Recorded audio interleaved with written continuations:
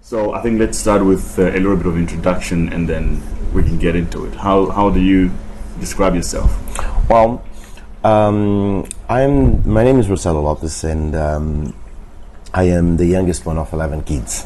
Wow. Yes, and my mom and my father, they born in north of Brazil, in a very, very, very poor area. I will describe something like how poor it was. We can only have 1 meal a day. That's how poor. Wow. Yeah, so then I was, after 11 kids, my father said, I cannot support the whole family, we need to move to a better area. I think the South Africans, you understand that also, because then we have to move to São Paulo, which was the financial capital of Brazil, and then my father decided to go there without a job, without a place to stay. So we end up living in a place in Brazil we call favelas, but we don't have, like, a very, very poor house, and we don't have, like, bathroom inside the house. It was kind of complicated. But then, of course, my father showed me that everything that I want, everything that I need, I have in my hands. All I need to do is work hard. That's exactly what I did. I was working really, really hard my entire life. And I always felt that, like, telecommunications or technology was through my veins, and I will go on this thing. Then I was quite successful. I worked for companies like Microsoft, IBM, and I did some work for other companies that worked for them. And I was really into developing new programs, developing new stuff.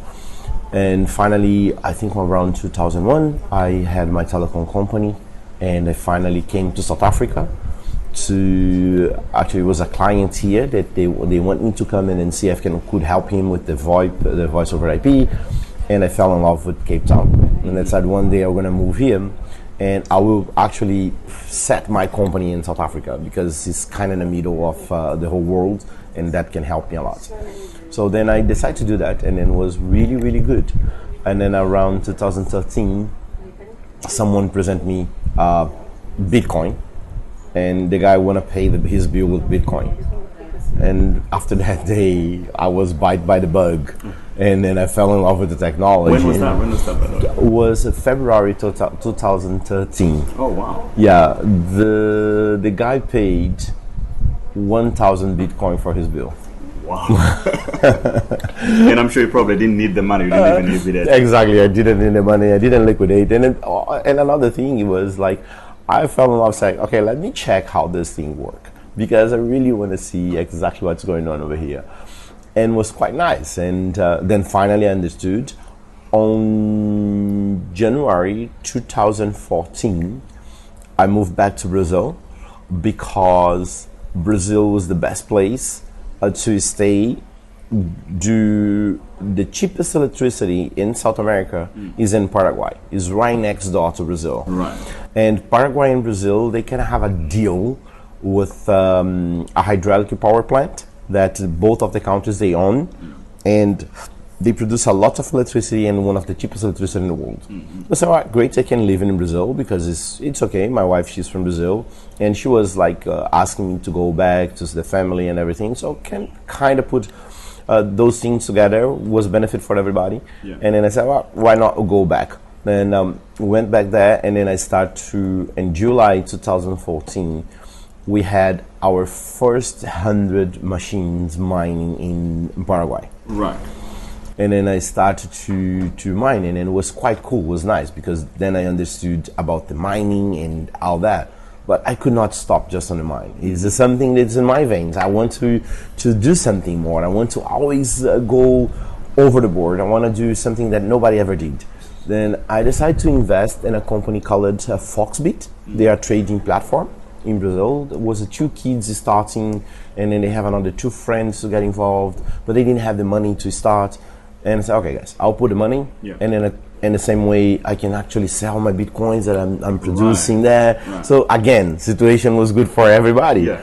Exactly, it was really good. So then also I can learn how to trade this thing, because I saw what Monty Gox was doing, and then they fell apart because they're doing something wrong. Yeah. So wow, at least I can do better than them because the other companies also are doing okay, and this thing is just starting. Then I started to do it. It was quite cool. And in order to understand the market, I was buying crypto and other trading platform and then selling cheaper on Foxbit platform just to see how to control the market, how the market actually was moving. And finally understood. And then I told the kids, like, all right, it's a fantastic market. You guys can keep doing what you do. I'm out because we're going to do something different. Because what you guys doing, there is at least 200 companies doing the same. And you guys not willing to change. And it's okay. It's fine. I understand you guys. Then they said, all right, whatever you want to do. Well, they're already doing their own thing. I was happy for them. Yeah. And then they give me the money back. We're still friends till today. And then I start, back in the day, it was in 2015, I start CoinBR only in Brazil. But I saw could be a market between Brazil and South Africa because people could be sending money each other. Yeah. So then I said, I'm also going to do in South Africa. But then things started getting better and better and better. It was okay, we are selling a lot of Bitcoins in a very different way than our order book. The user can just go there and buy as much as Bitcoin they want and then don't have to put an order, wait for the order to do, nothing like that. So it's more like a OTC platform. When I saw the potential, I was like, wow, that is something. And then I started to invest in the whole thing. But now, became too big, this thing. So now the governments, the banks, they are worried about it. Yeah. And of course that also became a problem because if I want to do something in Brazil, I have to look for the laws. If I want to do something in South Africa, I need to check with the authorities if I can do it, if I cannot do it.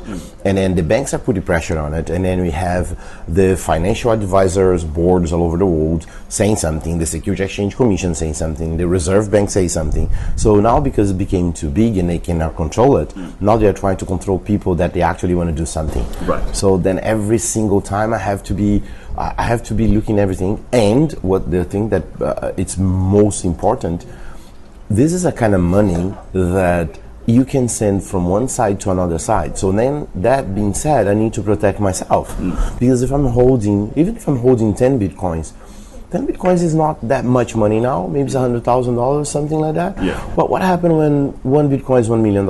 And then I hold in 10 Bitcoin, then it's $10 million. Yes. So instead to be an investor, I become a target. And a lot of people are going to kill for that kind of money. Right. So you see, it's the whole thing. It's always really worried me a lot. It's like coming to South Africa, I have to have 2 bodyguards outside. Even in Brazil, if I have to drive, I don't drive in Brazil anymore. I have a bodyguard driving my car, bulletproof car. So my life actually changed a little bit from something that I would say, I want to invest to see how cool is this. Now became a real problem for me. But sorry, before you actually, we segue into that side of the story. I'm still, and I know a lot of people listening, they're still curious about how you moved out from your situation in Brazil to the point that you got to start your own company and then came down to South Africa. So from staying in that area where you found yourself into where your father moved to, how did you manage to get the education you needed, and where was your mind at the time? What were you thinking? Well, because you ended up doing a lot of big things, but then from someone from, say, a small town or a small life, it's very hard to imagine big things. To be honest, even for me, it's hard to also, every time that I look to my past, sometimes I even do not believe that I got here. Right. Because coming from a very poor area, it's very complicated. And then I went to the public schools. I didn't went fancy schools. No Harvard. No Harvard, no those things, no Barclays, no nothing. And then it was very complicated. I had a very difficult time. But I went to public school, but I always was into to learn more. Remember, and that time we didn't have internet, yes. So I have to go to public libraries to get some information to learn. But something on me on that time was more, towards to electronic. Computer was something involved. Right. But we didn't have computers at that time, but only mainframes, all that. But every time when I saw a big mainframe, it's like, wow, that thing is amazing. One day I'll maybe working with that. Yeah. But then after that, when I was 14, In Brazil, we have like kind of special school. It's supported by a group of companies, and then those companies they are in the field that they are supporting that kind of school. They put in money on it, but you have to do a test to get in, and it's a very difficult one. Yeah.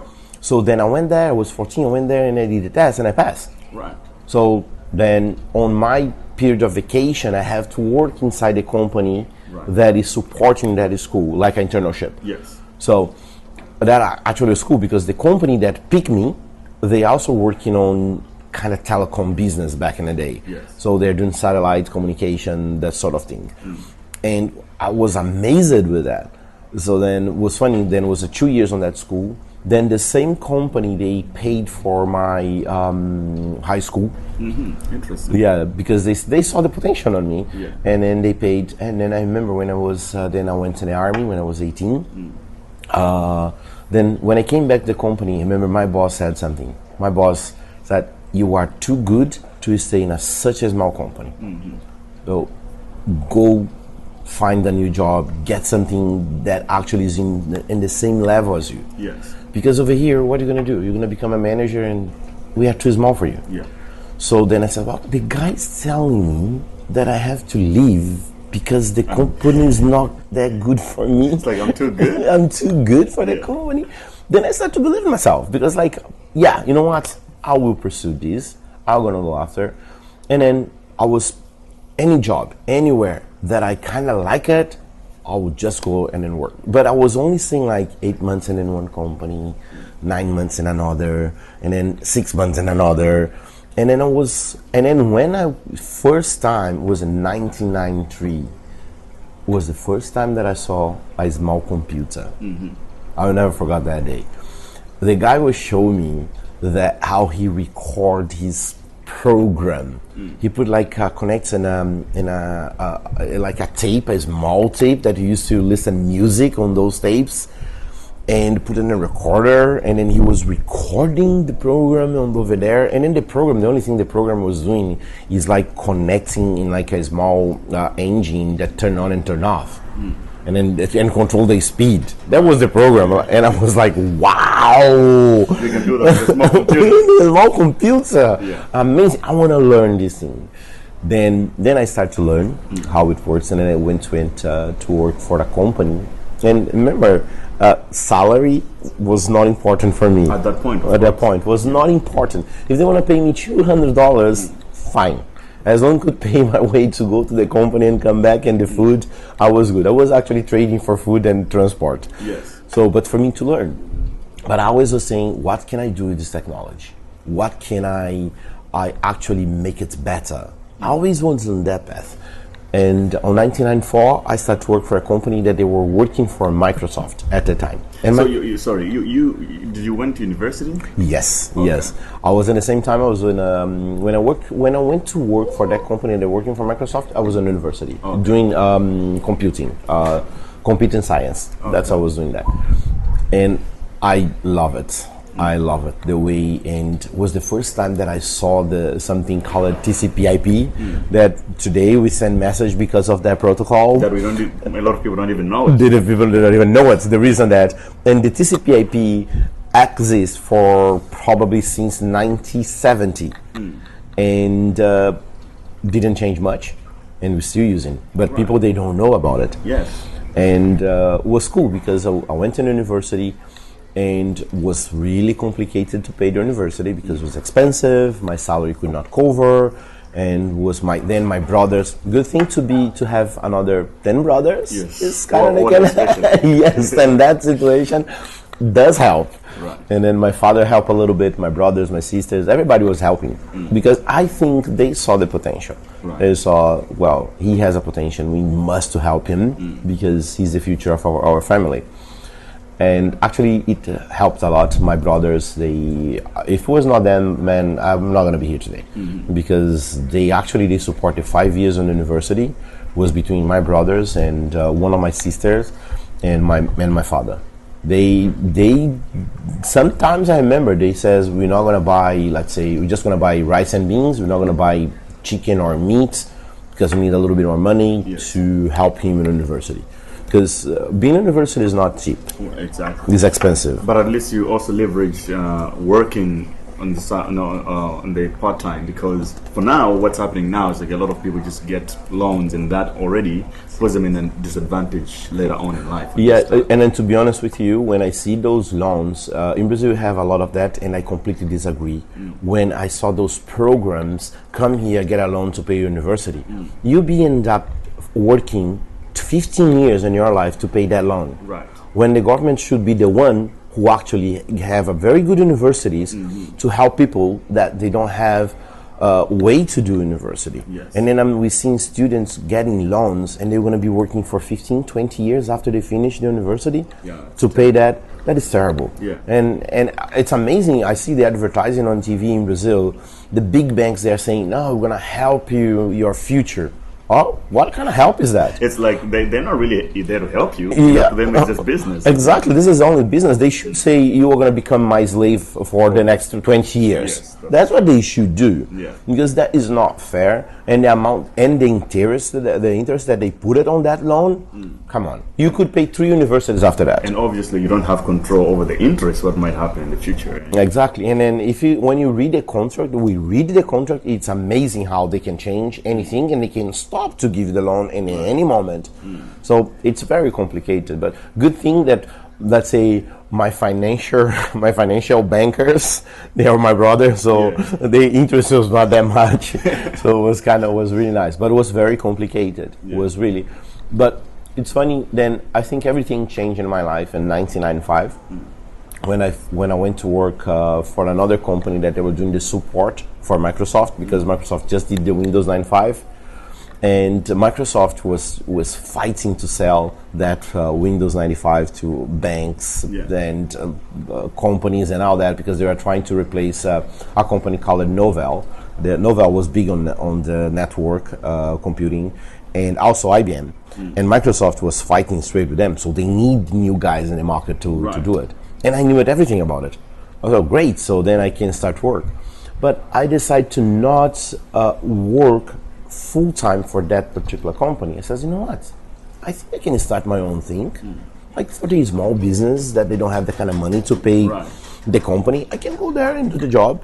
I spoke with my boss. He says, no, it's fine. The guys that we don't take it to you, you're more than welcome to take them in a particular basis. I go, oh, great.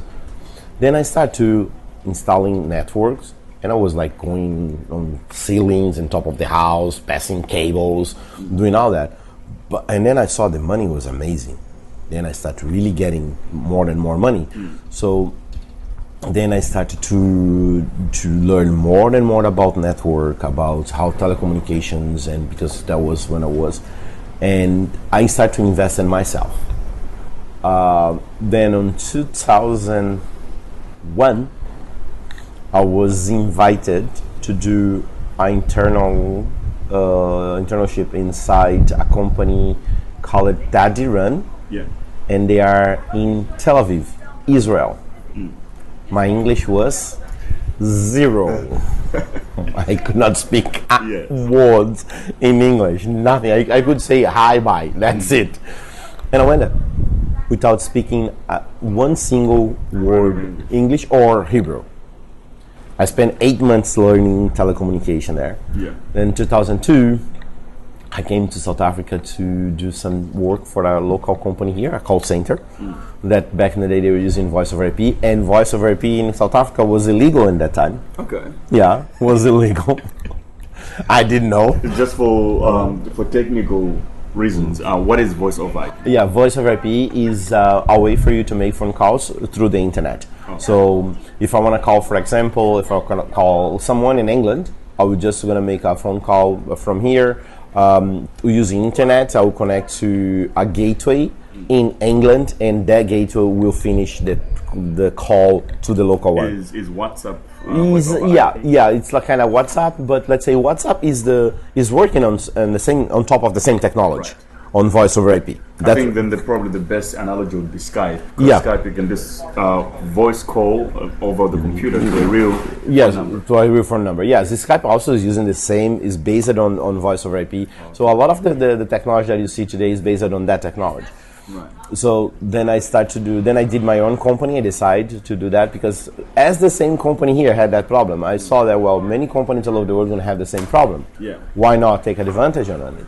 And then I came here. I spent 6 months here trying to figure out how to bypass the block for the government, because Telcom was putting a lot of pressure to say voice over IP is illegal. Yeah. You see how amazing are the things. Right. 2002, voice over IP was illegal in South Africa, and Telcom was putting a lot of pressure on the government to not allow it because they're going to kill their business. Look at now, Skype, WhatsApp, Telegram, Signal. We have a lot of them. Yeah. So what's something that was illegal few years ago now is okay. And there's nothing that changed. It's the same technology. It's the same technology. Yeah. So maybe the government is going to see the same thing with Bitcoin. They probably say, okay, from now on, the bank's going to put a lot of pressure on the government, say, cryptocurrency is illegal in South Africa. Then in 10 years' time, we're going to see all the banks doing Bitcoin. Right. You see, it's how things, and those are the things that actually move me a lot. Because when I saw that, oh, it's illegal, huh? It's blocked. Oh, I'll find a way to bypass. So then I did. Find a way to bypass. So South African government, if you want to prosecute me, it's your chance now. Okay. But it was in 2002. Probably doesn't count anymore. But yeah, man. I mean, and then that was amazing. Those things, and then I was working. I'm being in more than 81 countries in the world working the telecommunication. Right? Wow. And most of the companies, because they want to do something like that. And after 2002, I traveled to Cambodia, to Indonesia, to so many countries, like even weird countries. I've been in Kazakhstan and Pakistan. I went in a country called Myanmar. It used to be Burma, and then they changed to Myanmar, and then I think they changed again the name of the country. And countries that I have no idea that actually exist. And they call me, they say, well, we have this, but we cannot pay much. Okay, I will. Can you pay my ticket to go there? Can you pay the hotel? All right, great, fantastic. I'm going there now. So I was doing that just because the passion to do something. And that passion, I mean, all the time is like, can I change people's life with that? Right. I'll go. So it seems like at the very early part of your career, you know, especially looking at where you come from, you had a very strong passion for technology, right? When did you started to become more interested in wealth building? I think it was, to be honest, I think it was right when I was 16 years old. When I finished, I saw a big computer inside a company, and I said, one day that thing gonna be the size that you're gonna fit in my hand, the palm of my hand. Yeah. I need to learn that thing now. Because I'm always thinking, this is the future. Yeah. And when I saw on 1995 what Microsoft did with Windows 95 and make a way that a computer could do many things at the same time, multitask. Right. And I saw Apple already doing that, and then we have IBM doing the OS 2 back in the day.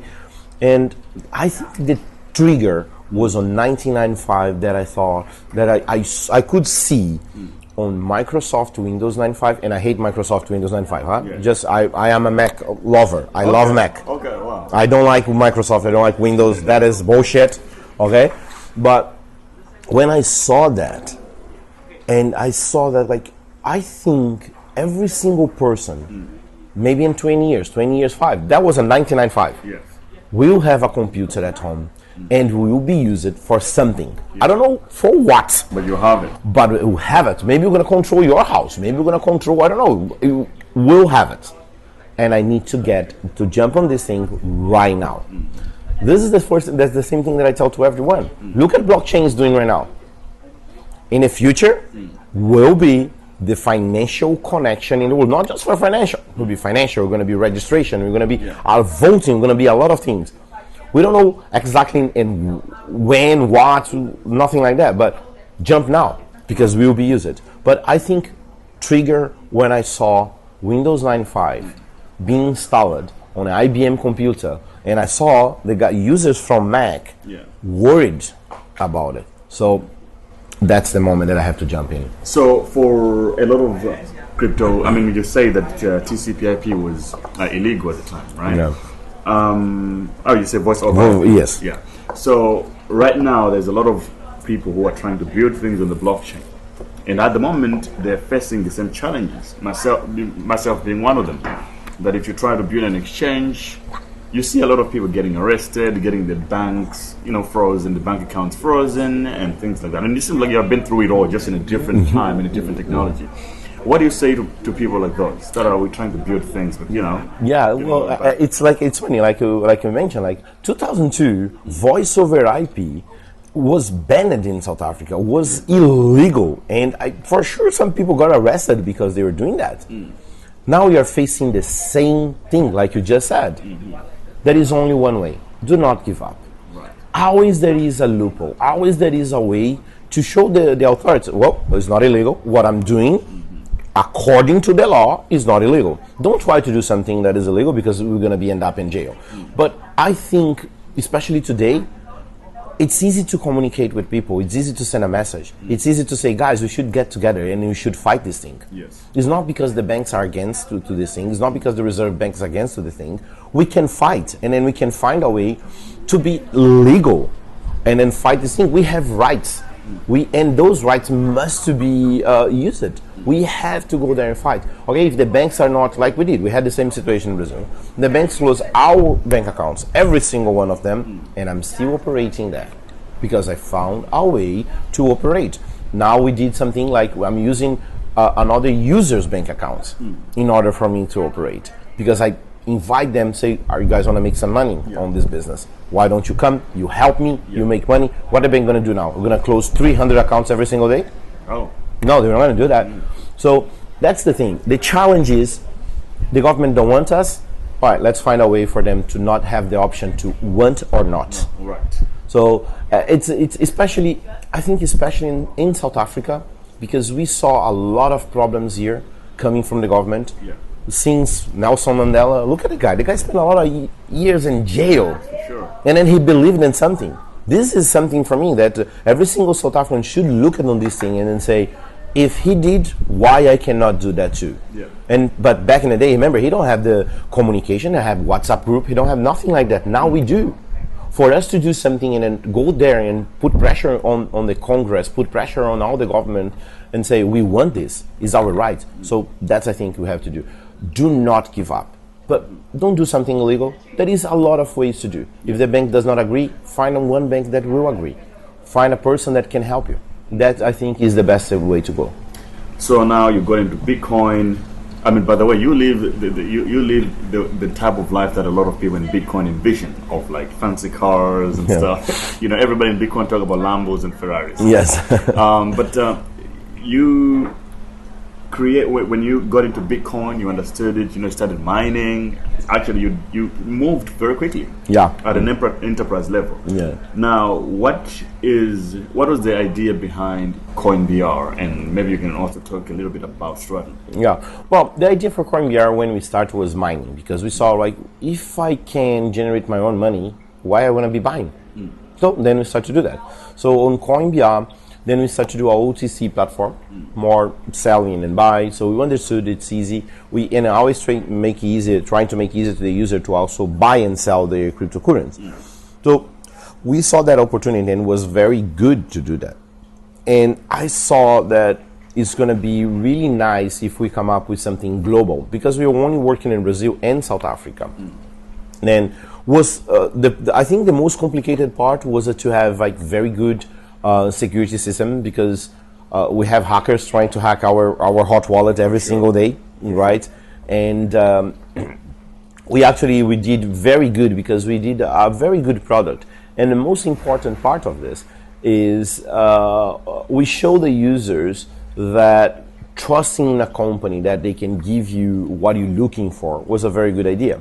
A lot of people say like, well, but you're really, really successful in all the things that you did, like you just said, like, well, you have such a nice life, you drive a Ferrari and this. A lot of people say that, but well, before I get in this business, I already had the Ferrari, I already had that kind of life. And it was hard to get there, but got it because I was working 20 hours a day. Yeah. All right. Now I have the same challenge for for cryptocurrency. I've been in cryptocurrency since 2004, since 2013. Yeah. Okay, I didn't make the money yet to buy the Ferrari, because for me it's like everything that I can make from this business I will redo again.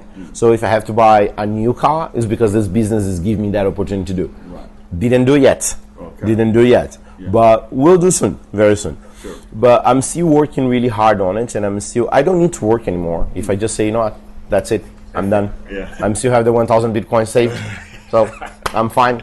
Cool, thank you very much. Well, I could do that, but there is at least today 42 families that depend on me. Right. So wow. yeah, it's 42 employees. So then it's a 42 Wow. families. That is the point.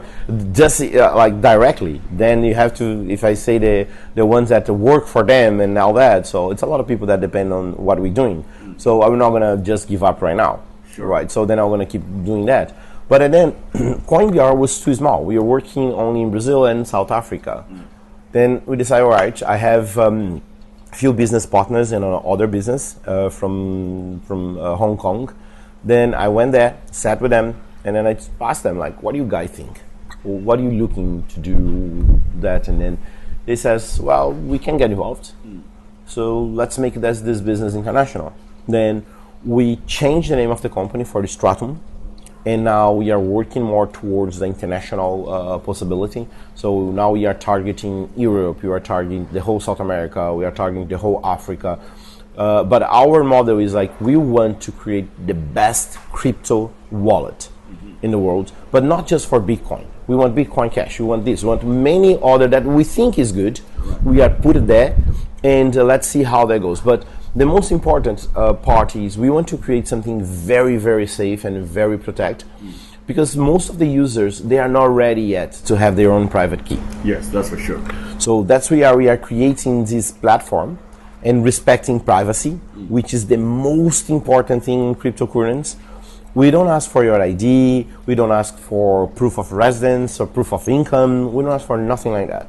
So we are trying to come up with something very nice, and in the same token, be protecting your assets. So we have, like, the way we did our cold wallets is very safe, and it's very protect. So we are trying to do something very nice, and anyone can log in our website, is stratum.hk, and can create your account. You can buy and sell cryptocurrency for whoever is in South Africa and Brazil, but very soon will be available for the entire world using credit card.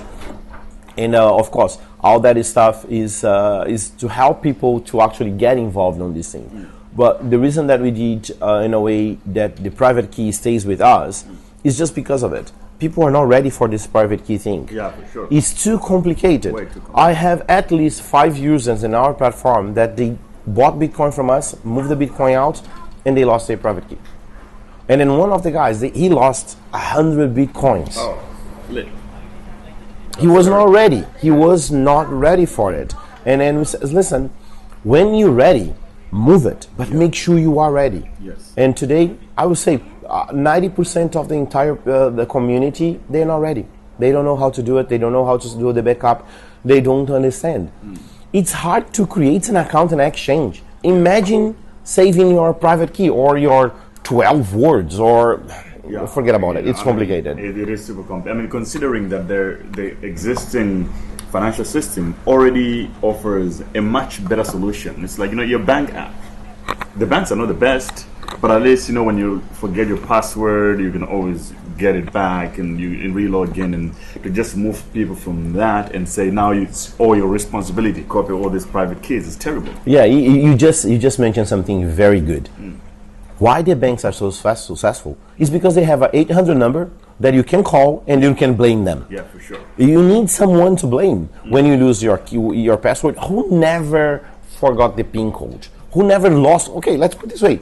Tell me someone that never lost the drive license, never lost even the passport. I lost my passport 3 times. I think the good question is, who has never clicked the forgot password button? Yes, that is a very good one. That's a very perfect one.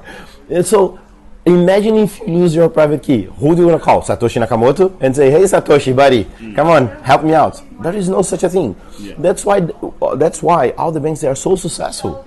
It's easy to use. If you have any problem, you call a number, yes. You reset your password. And only now we have like the second factory password on a banking. Yes. And we are almost in 2020. Right. And few banks all over the world, they're still using the 4-digit PIN codes. Yes. And the most impressive number, the PIN code used by everybody on the world, is the PIN code 1234. Okay. Is the most common. Yeah, that's the most common. 1, 2, 3, 4. But it's funny when you say 1234. Some people say, It sounds "Whoa, different.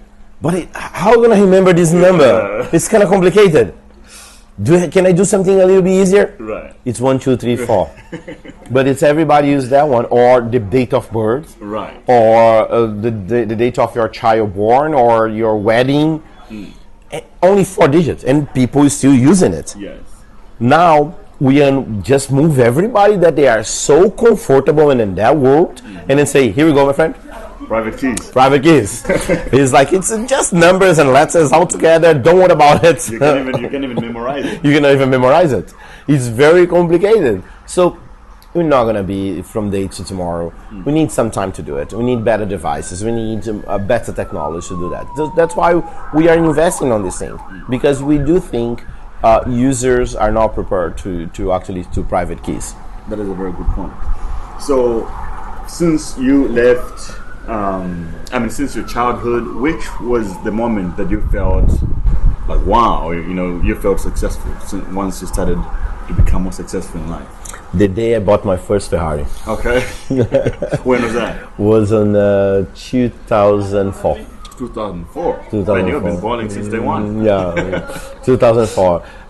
But before buying the Ferrari, I remember the first day I got in my bank account, because I did close 4 good contracts, and I had 1 million reais in my account. I think that was right in the beginning of 2003, I think. And I had 1 million reais in my bank account, which is worth $250,000, okay? Right. And that was 4 contracts, very good ones that I got it. I think I was in Costa Rica. Yeah, Costa Rica. I got 1 million. I flew back to Brazil, went in a bank, asked to transfer the money to my dad's account. The entire, I left in my account just like maybe 1 real only. I transferred 1 million reais to my father. I went to his house and I said, "All right, that's for all you did for me. It's in your bank account. Okay, now you can help my brothers." Right. So then my father actually helped every single one. He did that, and but it was a way for me to say thank you. It was not about the money. It was about saying everything that I conquered was because of you. Yeah, he supported you. It's all yours now. Right. So then I will say, all right, I did 1 million. If I did 1, I can do 2 now. Then I can do 3. Then I can do 3. So then, honestly, like. So you took the entire 1 million, gave it to your father. Everything. I left in my account probably 1 real, and then I start everything again. Wow, man, you think you're different? Yeah. Then I start everything again. 6 months later or 8 months later, I bought the first Ferrari.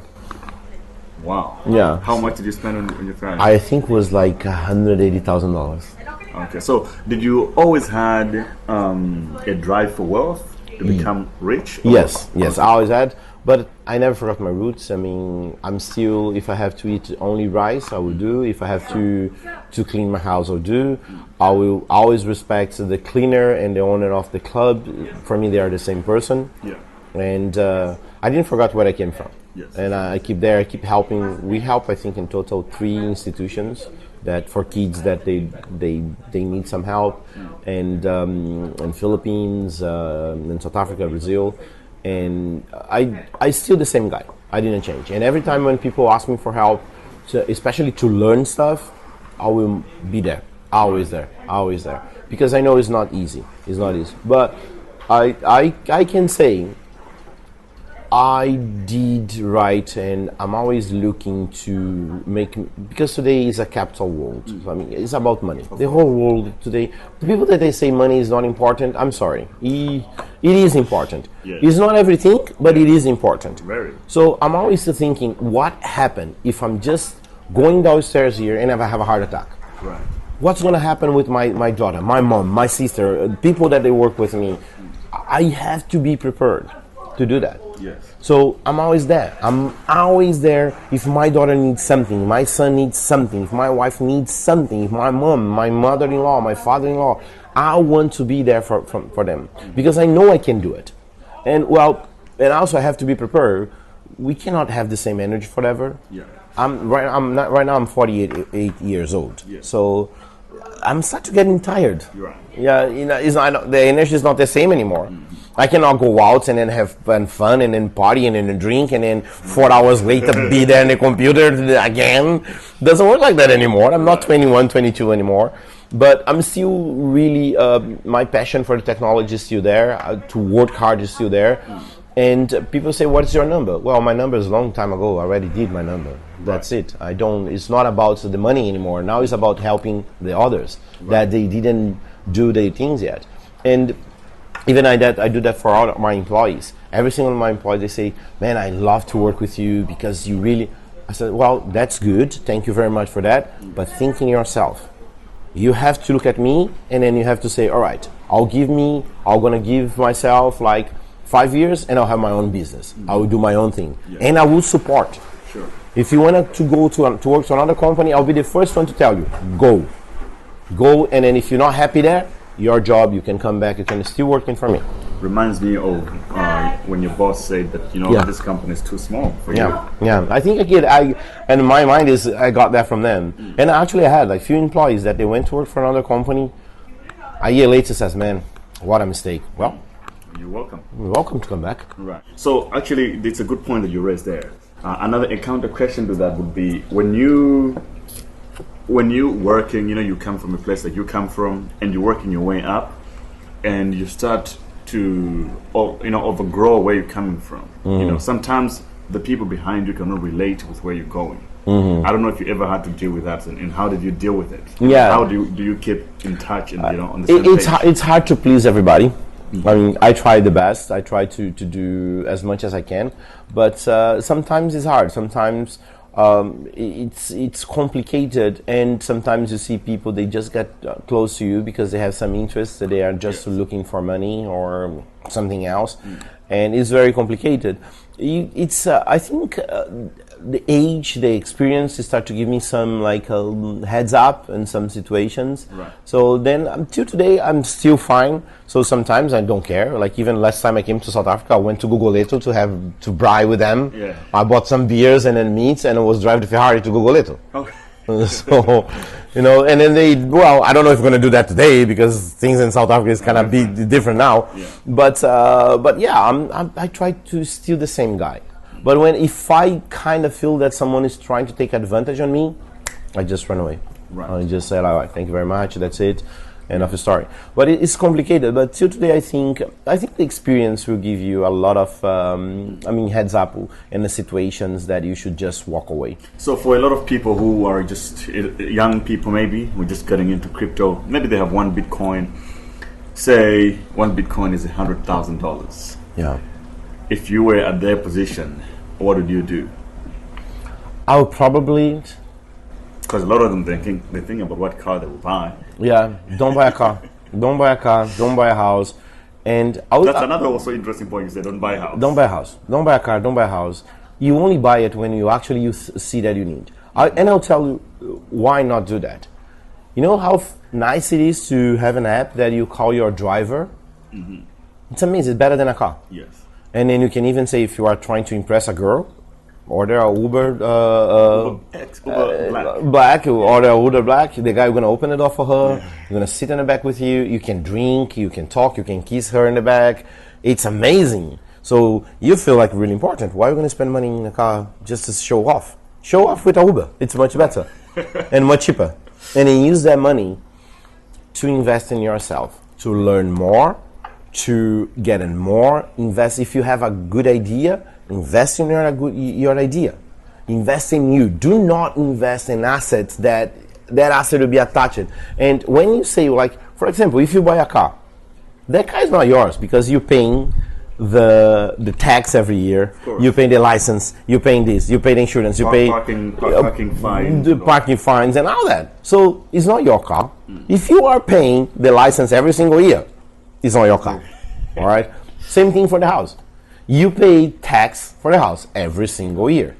Why are we going to do that? Just get a Airbnb. Or there is new companies coming that you can do long-term contract. Yes. So do not, when you need a house, when you want to settle down, 55, 6 years old, make a plan. Go investing and saving your money.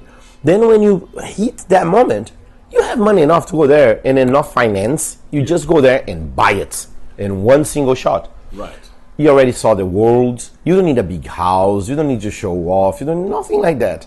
So rent a house. You want to show off? Rent a house for 1 year. Then after that 1 year showing off to all the girls all over the world, then go there and work again. So it's funny that you say that. And you were telling me earlier that you owned a number of apartments before. Yeah. So, you've been through it all. Exactly. I've been through that. I know. The building that we're in right now. Yeah, the building that we are right now, we used to have a lot of apartments here. And then I said, like, why? Why? I invested in something that I'm not investing. Some people they see as a good investment. Oh, great, good for them. Right. But I really don't think that is a very good investment. Invest in your ideas, invest in yourself. But again, if you decide to say, I'm going to have a bunch of apartments, I'll tokenize those apartments and I'm going to rent out or going to make, then school. Sure. But depending only on that kind of thing, it's old investment. So that's, that then becomes very tricky because, I'm probably a victim to that. I think that, okay, if I have X amount of apartments, probably I'll have a stable income, then it's easier to move around with that. Yeah, it's a very tricky one. But if you just think if I have the money to buy that amount of apartments, and then if I invest in something that is used every day, so the amount of money I'm going to make is much more. But again, like I said, if I was still in a business that's doing properties and all that, for sure what we're going to do today is I will tokenize this whole thing. Yes. And I will make sure that the way it's going to be done is going to make much more money than the other companies are doing. It's a still business over there. But having an apartment as my, let's say, form of income is one thing. Buying an expensive house for me to live in, that is another thing. And then I learned that I just sold my house here in South Africa, and it was a big house, and I was started thinking like, why the hell I'm keeping this thing? Yeah. We come here once a year, twice a year. Yeah. It's worth of money, that thing. Okay, let's sell it. So that's what I'm saying. So you can actually, but like your main question, if I have one Bitcoin, I'll invest in myself to learn more, to get 1.2 Bitcoins. And then I'll get 1.3. Then I'll get 1.4, 1.5. And then one day I'm going to wake up with 100 Bitcoins. Yes. That's the way it is. And the last question. You said most of your money is in Bitcoin, in crypto. 95%. 95%. 95%. How do you prepare if something had to happen to you? Very good question. How would I ask the same question to Vitalik Buterin and a lot of guys on the podcast, and everybody's have their own? It's a very good question.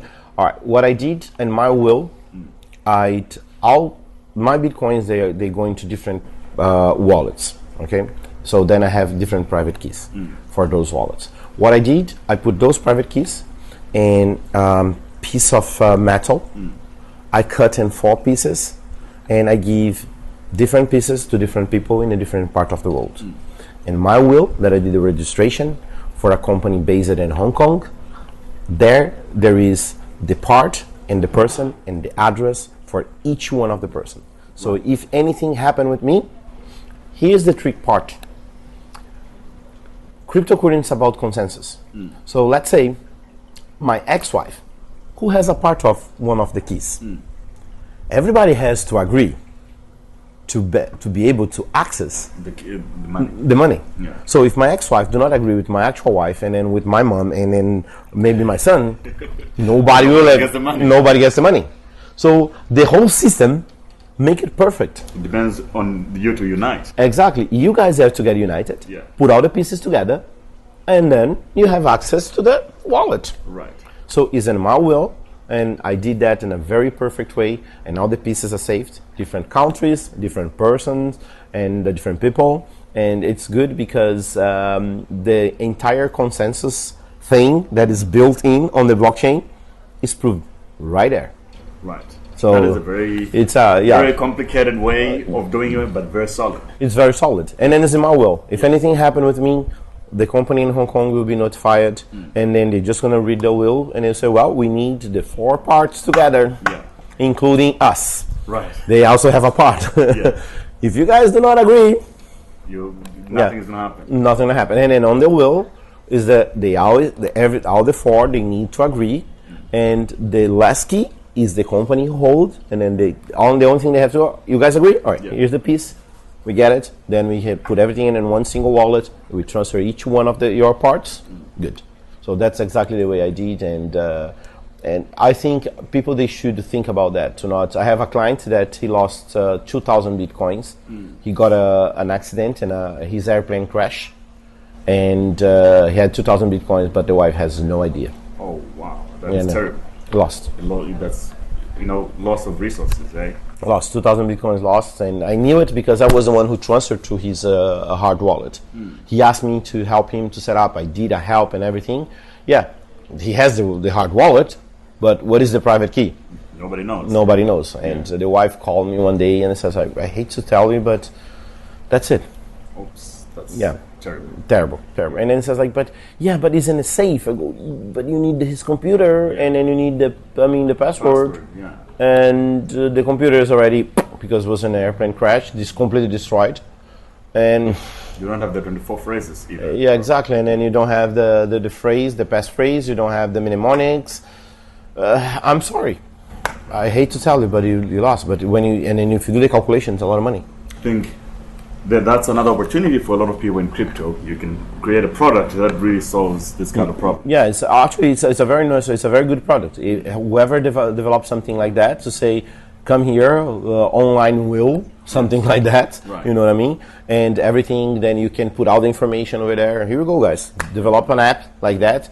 So it can be a will, electronic will, registered on a blockchain. And amazing. So every single one who's over there as a beneficiary for their will get an SMS, a message, or have to download the app or something. And like a certificate for the will. There we go. Is opportunity. So one question from someone who I thought that I would have the podcast with you. They say, what do you say to people who says money don't make you happy? What is your first thought that comes to mind when you hear that? He's a liar. It does make you happy. Let me tell, and I'll tell you when does it make you happy. I'll tell a very, very simple story that just happened with me and my wife, like a few days ago. Okay. Me and my wife, we are here, and our daughter, she's in Brazil with her grandfather, and my daughter, she loves her uncle and her aunt. And matter of fact, they are what they call as godfather and godmother. Okay, and she was expecting them to go there while we're not there. And she was so happy because they were going there. Then what happened, their car broke and they missed the flight. My daughter, she was crying inside the toilet. So her grandfather could not see it. So he contacted us, says, well, they are not coming because the flights are full, and there is no way, it's too expensive to buy a ticket right now for them to come. And this and that. She was so upset. She was crying, and she sent a message to my wife. Mom, maybe if they come by car, it's a 12 hours driving.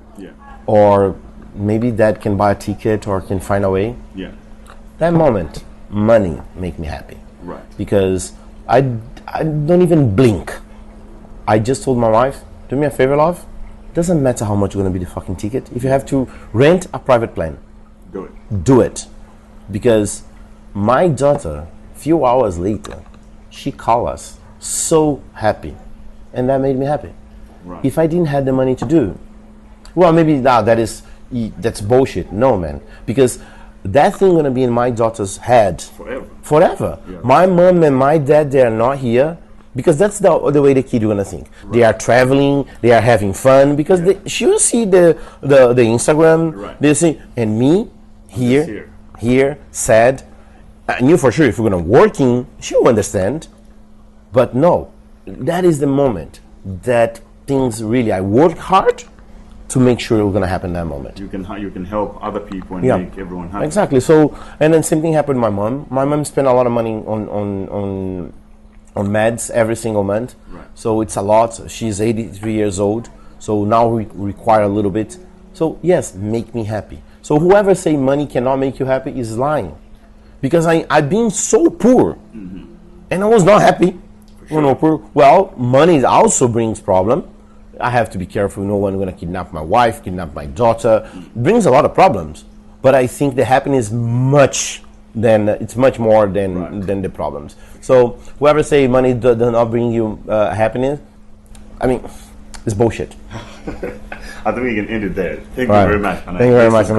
Thank you very much. And for all the South Africans or the Africans who see this program, I hope you guys enjoy, and do not give up, because I didn't, and I'm here today. And look to really to do things that you love, and then still go to your dreams, do whatever you think is nice to you. And for those who want to check out Stratum, stratum.hk, we have a lot of things there. We are doing a lot of things, and we just come up with our own coin. It's called the Stratum Blue. It's a very new concept. It's the first in kind. And if you have any questions, feel free to send us a message. Even if it's for me, you just say this message for Rocelo, I will respond. Every single question I will respond. Fantastic. Thanks, Rocelo. Okay, thank you very much. This was a great hour. Nice, man.